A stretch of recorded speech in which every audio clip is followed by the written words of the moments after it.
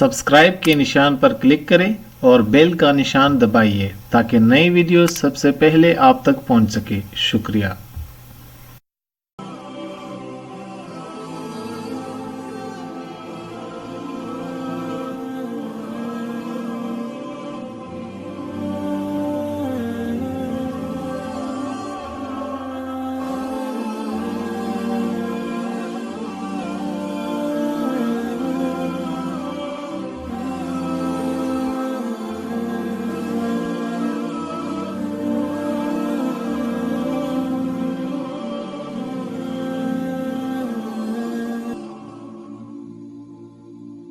औज़ु बिल्लाहि मिनश्शैतानिर्रजीम बिस्मिल्लाहिर्रहमानिर्रहीम। अस्सलामु अलैकुम मुअज़्ज़ज़ सामीन किराम, आप देख रहे हैं Urdu web official YouTube channel. मोहतरम नाज़रीन, बहैसियत मुसलमान सब के लिए ज़रूरी है कि हम इस्लाम की तारीख़ से अपने आप को आगाह कर सकें। हमको अपनी तारीख, अपनी सकाफत और अपनी असासों का इल्म होना चाहिए। आज मेरे मौजू बैतुल मुक़द्दस की तारीख से आपको आगाह करना है। हम में से बहुत कम लोग बैतुल मुक़द्दस की तारीख से आगाह होंगे। हमें सिर्फ इतना ही मालूम है कि बैतुल मुक़द्दस मुसलमानों के लिए एक मुक़द्दस मकाम है और मुसलमानों का क़िबला अव्वल है। आज की वीडियो में हम बैतुल मुक़द्दस की मुकम्मल तारीख के बारे में जानेंगे। आइए वीडियो की जानिब चलते हैं। दुनिया के जिन शहरों की इज्जत व तकरीम है, इनमें से एक शहर यरूशलेम यानी बैतुल मुक़द्दस है, जो मुसलमानों, यहूदियों और ईसाइयों के लिए यकसा बाइस इज्जत व एहतराम है। यरूशलेम बमानी खुदाई हुकूमत, इसका नाम अल-कुद्स भी है। यहाँ हजरत सुलेमान अलैहिस्सलाम का मज़ार, तख्त दाऊद और हजरत ईसा अलैहिस्सलाम का तबलीगी कावशों के निशान मिलते हैं। इनके अलावा हजरत अंबिया किराम और मुसल्लिहीन की यादगारों के आसार मौजूद हैं, जिन्होंने बनी नूह इंसान को भलाई और नेकी के रास्ते दिखाए। यरूशलेम सर्द पहाड़ियों के दरमियान वाक़या है। इसके कई नाम हैं। बैतुल मुक़द्दस सुनहरी शहर और अमन का शहर भी कहलाता है, लेकिन तारीखी लिहाज से बमुश्किल 10 दिन गुजरे होंगे, जिनके दौरान यहाँ के बाशिंदों को अमन व सुकून देखना नसीब हुआ हो। नूग़े इंसानी की खून आशाम तारीख अपने आप को मजहबी रूप में बार बार दोहराती रही है। यहाँ होने वाली लड़ाइयों का शुमार मुमकिन नहीं है और यहाँ मरने वालों और मजरूह होने वालों की गिनती इंसानी ज़हन को थका देगी। बैतुल मुक़द्दस की तारीख इतनी ही कदीम है जिस कदर के नस्ल इंसानी और इसकी तारीख। ये मुक़द्दस शहर कितनी ही बार उजड़ा और फिर इसी ताबानी के साथ आबाद हुआ। हमलावरों ने कई बार इसकी ईंट से ईंट बजा दी, मगर आबादकारों ने फिर इस जोश और खरोश से तामीर व मरम्मत में हिस्सा लिया। यहूदी इस शहर को खुदाई मस्कन कहते हैं। इनका अकीदा है कि ये शहर क़यामत तक कायम रहेगा। रूमा के मुतालिक अतालियों का भी यही अकीदा है। इस शहर में इस्लामी, मसीही और इसराइली तारीख आसार बकसरत मौजूद है। सबसे पहले हजरत दाऊद अलैहिस्सलाम ने इस शहर को फतह करके अपना दारुस्सुल्तनत बनाया। बाद अज़ा इनके बेटे हजरत सुलेमान अलैहिस्सलाम ने यहाँ मौबत तामीर किए। रफ्ता रफ्ता ये शहर मजहबी और रूहानी मरकज की हैसियत इख्तियार करता गया। हजरत सुलेमान अलैहिस्सलाम के बाद अहले बाबिल यहाँ काबिज हो गए, फिर यहूदी और बाद अज़ा यूनानी इस पर काबिज हुए। फिर यहूदी दोबारा काबिज हुए और इनके बाद रूमियों ने इस शहर पर कब्जा कर लिया। 2 سال بعد عیسائی بادشاہ قسطنطین نے یہاں ایک بڑا گرجاگھر تعمیر کیا۔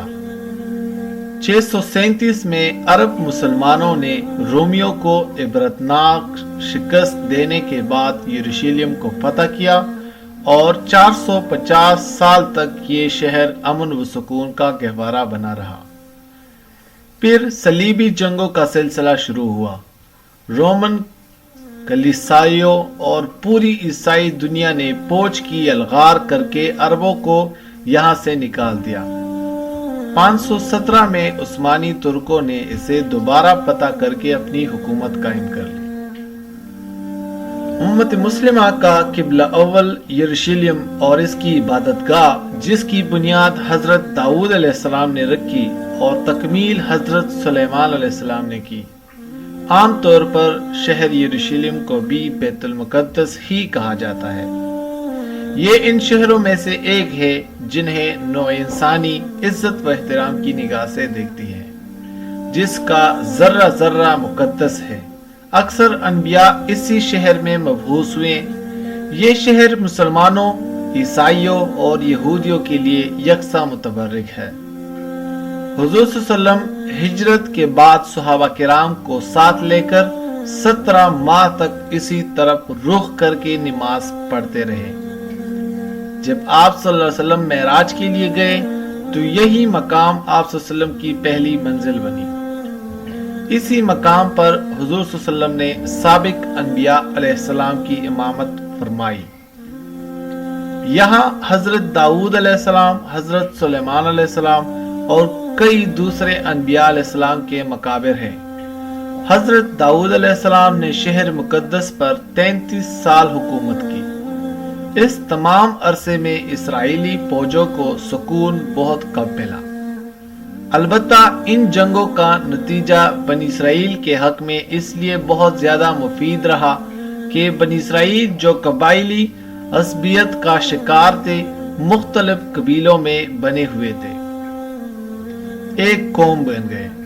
حضرت داؤد علیہ السلام کی دلی خواہش تھی کہ وہ ایک معبد بنائے، لیکن اسرائیلی روایات کے مطابق انہیں خواب میں بتایا گیا کہ اللہ کا مستقل گھر ان کے بیٹے کے عہد میں تعمیر ہوگا۔ چنانچہ حضرت سلیمان علیہ السلام نے تخت-نشین ہونے کے بعد 1012 قبل مسیح میں اس معبد کی تعمیر شروع کرائی۔ یہ عمارت اسی جگہ تعمیر ہوئی جسے داؤد علیہ السلام نے منتخب کیا تھا۔ اس عمارت کی تعمیر 7 سال تک مسلسل جاری رہی اور 2 لاکھ افراد اس کی تعمیر میں مصروف رہے۔ بعد میں یہ عمارت ہیکل سلیمانی کے نام سے مشہور ہوئی۔ ہیکل سلیمانی فن تعمیر کا ایک شاہکار تھا، جس کی لمبائی 90 فٹ، چوڑائی 30 فٹ اور اونچائی 45 فٹ تھی۔ اس کے اندر پاک ترین جگہ بنائی گئی جہاں تابوت سکینہ رکھا گیا۔ حضرت سلیمان علیہ السلام کی وفات کے بعد بنی اسرائیل کی ریاست 2 حصوں میں بٹ گئی۔ اس کے ساتھ ہی بنی اسرائیل فواحش، حرام کاری اور عیاشی میں مبتلا ہو گئی اور انہوں نے ایک اللہ کو چھوڑ کر بتوں کی پوجا کرنی شروع کر دی۔ رجحان بن سلیمان علیہ السلام کو تخت پر بیٹھنے 5 سال ہوئے تھے کہ شاہ مصری شاک نے یروشلم کی طرف پیش قدمی کی اور بغیر مزاحمت کے شہر میں داخل ہو گیا۔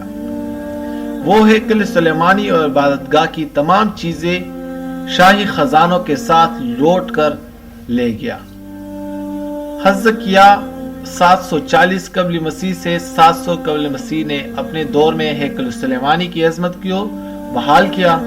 یہود کی پہلی قوم تباہی و بربادی بخت نصر کے ہاتھوں 588 قبل مسیح میں ہوئی۔ اس تباہی میں نہ صرف ہیکل سلیمانی کا نشان مٹ گیا بلکہ دیگر صحائف کے ساتھ ساتھ تورات بھی غائب ہو گئی۔ بخت نصر کے اس حملے کے بعد تابوت سکینہ ایسا غائب ہوا کہ آج تک اس کا سراغ نہیں لگایا جا سکا۔ 539 قبل مسیح میں ایران کے پہلے کسرا نے بابل کو فتح کیا تو اس نے یہودیوں کو اپنے وطن واپس جانے کی اجازت دے دی۔ چنانچہ جب یہودی یروشلم واپس آئے تو انہوں نے یشوع بن صدیق اور رد باہل بن سالتی ایل کی قیادت میں ہیکل سلیمانی کی تعمیر دوبارہ شروع ہوئی۔ 516 قبل مسیح میں یہ تعمیر مکمل ہوئی۔ 63 قبل مسیح میں رومی جنرل پوسمائی کا محاصرہ کر کے ہیکل کو دوبارہ تباہ کر دیا، لیکن ہیرود اعظم کے دور میں جو رومی شہنشاہ کے باجگزار کی حیثیت سے یہاں کا بادشاہ بنا، بیت المقدس نے دوبارہ سلیمان علیہ السلام کے عہد کی عظمت حاصل کر لی۔ اس بادشاہ نے ہیکل سلیمانی کو ازسر نو عظمت بخشی۔ بقول کیپٹن وارن ہیورتھ کے وسیع کردہ ہیکل کا رقبہ تقریباً 1000 فٹ تھا اور شان و شوکت میں سلیمان علیہ السلام کے تعمیر کردہ ہیکل سے کسی طرح ہیکل کم نہ تھا۔ 70 میں جب رومی شہنشاہ تیتس شہر میں داخل ہوا اور رومی سپاہی یہودیوں کا تعاقب کرتے ہوئے ہیکل کے اندرونی صحن میں داخل ہوئے تو ایک یہودی نے جلتی ہوئی مشعل ہیکل کے اندر پھینک دی، جس سے ہیکل میں آگ بھڑک اٹھی اور یہ جل کر راکھ ہو گیا۔ اس مرتبہ ہیکل کی تباہی خود یہودیوں کے ہاتھوں ہوئی۔ 135 میں جب دوبارہ محبت ہیکل تیار ہوا تو رومیوں نے اسے گرا کر اس کی جگہ ہل چلا دیے۔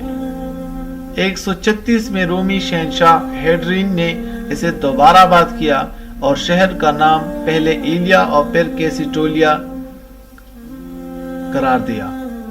اس بات کو پیرنگی مورخین اور ماہرین آثار قدیمہ تسلیم کرتے ہیں کہ ہیرود کا تعمیر کردہ ہیکل تباہ ہو جانے کے بعد صدیوں تک اس جگہ پر ملبے اور غلاظت کے ڈھیر پڑے رہے۔ یہودیوں سے لوگ نفرت کی بنا پر لوگ کوڑا کرکٹ اسی جگہ پہنتے تھے۔ چنانچہ حضرت عمر رضی اللہ عنہ کے زمانے میں جب مسلمانوں نے بیت المقدس فتح کیا تو اس وقت یہاں یہودیوں کا کوئی محبت نہ تھا، بلکہ کنڈر پڑے ہوئے تھے۔ حضرت عمر رضی اللہ عنہ کے حکم سے ان کنڈرات پر ایک مسجد تعمیر ہوئی۔ ایک قدیم سیاح آرکلف نے بھی ایک سادہ مسجد کا ذکر کیا ہے جو 670 عیسوی میں مقدس مقامات کی زیارت کے لیے بیت المقدس بھی آیا تھا۔ تقریباً اسی سادہ سی تعمیر کے 50 سال بعد اومی خلیفہ عبد المالک بن مردان نے 72 ہجری 290 عیسوی میں مسجد اقصی اور قبۃ الصغریٰ کی بنیاد اٹھائی۔ یہ خلیفہ قبۃ الصغریٰ کی تعمیر ہی مکمل کر سکا۔ مسجد اقصی کی تعمیر کا کام جو ادھورا رہ گیا تھا ولید بن عبد المالک نے مکمل کر دیا۔ وہ مقدس مقامات جن کی بدولت یہ مقدس شہر مسلمانوں، عیسائیوں اور یہودیوں کی عقیدتوں کا مرکز ہے، اکثر و بیشتر شہر کی مشرق پہاڑی پر ایک احاطہ میں ہے جس کو مسلمان حرم شریف اور یہودی بیت اللحم کے نام سے پکارتے ہیں۔ اب یہودی مسجد اقصی کو گرا کر ہیکل سلیمانی تعمیر کرنے کے منصوبے بنا رہے ہیں اور اسرائیلی یروشلم کو اپنا دارالحکومت بھی بنا رہے ہیں۔ میرے عزیز مسلمانوں، یہودی مسجد اقصی کو گرا کر ہیکل سلیمانی تعمیر کرنا چاہتے ہیں۔ یہودی اس مسجد کو ہیکل سلیمانی کی جگہ تعمیر کردہ عبادت گاہ سمجھتے ہیں اور اسے گرا کر دوبارہ ہیکل سلیمانی تعمیر کرنا چاہتے ہیں، حالانکہ وہ کبھی بھی بذریعہ دلیل اس بات کو ثابت نہیں کر سکے کہ ہیکل سلیمانی یہی تعمیر تھا۔ آج یروشلم اور مسجد اقصی یہودی قبضے میں ہیں۔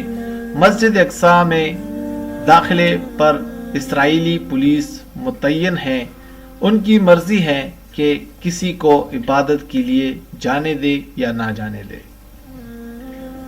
میرے عزیز مسلمانوں، مسجد اقصی ایک بار پھر ایک فاتح کے انتظار میں ہے۔ پچھلی بار 88 سال کا انتظار تھا، اب ایک بار پھر سے انتظار ہے۔